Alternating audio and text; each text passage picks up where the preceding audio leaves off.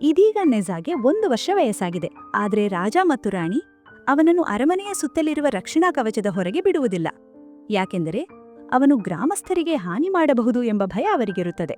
ನೆಜಾ ಒಳಗೆ ಕುಳಿತು ತುಂಬಾ ಬೋರ್ ಆಗುತ್ತಾನೆ. ಆಗ ರಾಣಿ ಅವನ ಬಳಿ ಬರುತ್ತಾಳೆ. ನೆಜಾ ಕೇಳುತ್ತಾನೆ, ನಾನು ಈ ಅರಮನೆಯ ಹೊರಗೆ ಹೋಗಲು ಸಾಧ್ಯವಿಲ್ಲ, ನನಗೆ ತುಂಬಾ ಬೋರ್ ಆಗುತ್ತಿದೆ. ಆಗ ರಾಣಿ ಹೇಳುತ್ತಾಳೆ, ಇಂದಿನಿಂದ ನಾನು ನಿನ್ನ ಜೊತೆಗೆ ಆಟವಾಡುತ್ತೇನೆ ಅಂತ. ಇದನ್ನು ಕೇಳಿ ನೆಜಾ ತುಂಬಾ ಖುಷಿಯಾಗುತ್ತಾನೆ ಮತ್ತು ಇಬ್ಬರೂ ಸೇರಿ ಆಟವಾಡಲು ಪ್ರಾರಂಭಿಸುತ್ತಾರೆ. ಆದ್ರೆ ನೆಜಾದ ದೇಹ ಬಹಳ ಶಕ್ತಿಶಾಲಿಯಾಗಿರುವುದರಿಂದ ಆಟವಾಡುತ್ತಿರುವಾಗ ರಾಣಿಗೆ ಗಾಯಗಳಾಗುತ್ತವೆ. ಆಗ ಒಬ್ಬ ಸೈನಿಕ ಬಂದು ರಾಣಿಗೆ ಹೇಳ್ತಾನೆ, ಪಕ್ಕದ ಊರಲ್ಲಿ ಏನೋ ಪ್ರಾಬ್ಲಮ್ ಆಗಿದೆ ಅಂತ.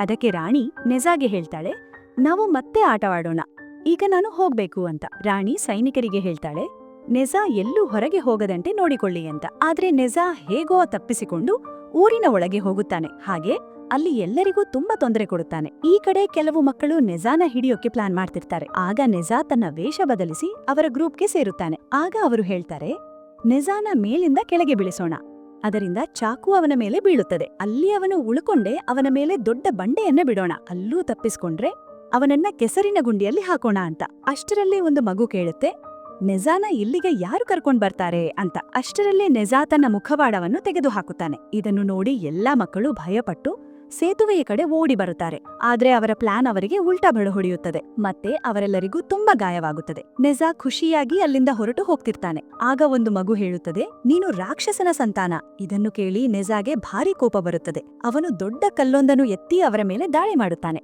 ಅಷ್ಟರಲ್ಲಿ ಮಾಸ್ಟರ್ ಥೈಜಾನ್ ಬಂದು ಆ ಮಕ್ಕಳನ್ನು ರಕ್ಷಿಸುತ್ತಾರೆ. ಆ ಕಲ್ಲು ಒಂದು ಪರ್ವತಕ್ಕೆ ತಾಗಿ ಪರ್ವತವೇ ಸಂಪೂರ್ಣವಾಗಿ ಚೂರು ಚೂರಾಗುತ್ತದೆ.